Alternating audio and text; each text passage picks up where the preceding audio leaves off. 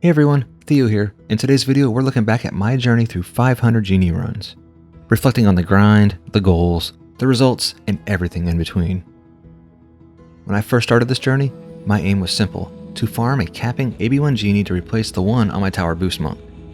My current Genie is solid, an 857 upgrade Genie with hero health, hero damage, AB1, and AB2, but I wanted to push it further. My ideal Genie would cap AB1 at 999 and also have hero health, damage, casting rate, and AB2. Some of you might be wondering why I care about AB2 on a Tower Boost Monk. Well, in a few scenarios, I use the same Monk to hero boost as well. So AB2 is a nice bonus to have. So let's talk about farming AB1 capping Genies. Now, most AB1 capping Genies I've come across have major downsides, usually heavy negative stats. And that's just not something I'm willing to settle for. About 18 months ago, I did farm a capping Genie on Infested Ruin Survival, but I sold it for 100 CV and a Magicite of Wind since it didn't roll with the size I wanted.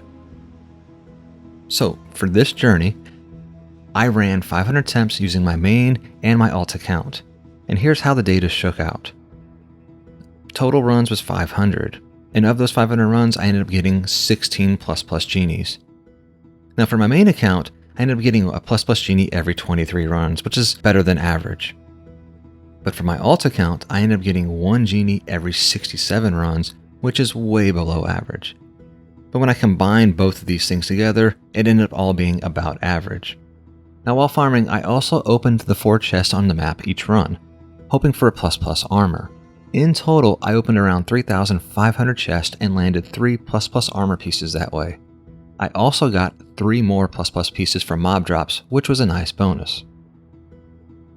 Now let's go ahead and take a closer look at the Genies themselves. Of the 16 plus Genies, 3 had decent AB1, 5 capped AB2, which were potentially good for like maybe upgrade jesters, but almost everyone had some flaw. Most of the AB2 capping Genies had negative casting rate, which unfortunately makes them useless for my needs. As for the 3 AB1 capping Genies, one was just bad. The best one had 344 upgrades, it had health, damage, casting rate, and a very high AB1. It was so close, but it needed about 30 more upgrades and lacked AB2. Close, but not quite. Another promising AB1 Genie rolled with negative hero health and damage, which was a deal breaker for me. I'm sorry Shazam, you just didn't pass the Theo test.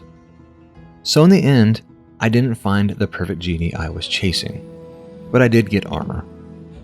So let's take a quick look at the armor drops I picked up along the way.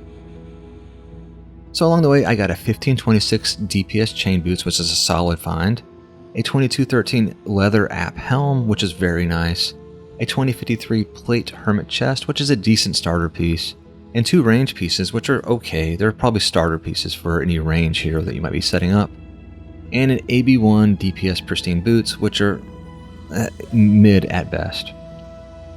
While none of these are game changing, they definitely have potential use for some of my heroes. So after 500 runs, was it worth it?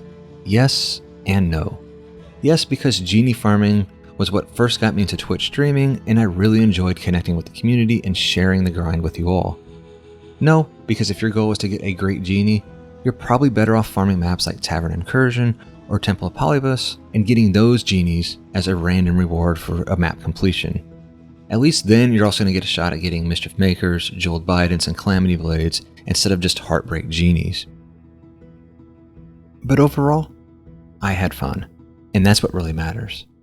So until next time, thanks for watching, and happy farming.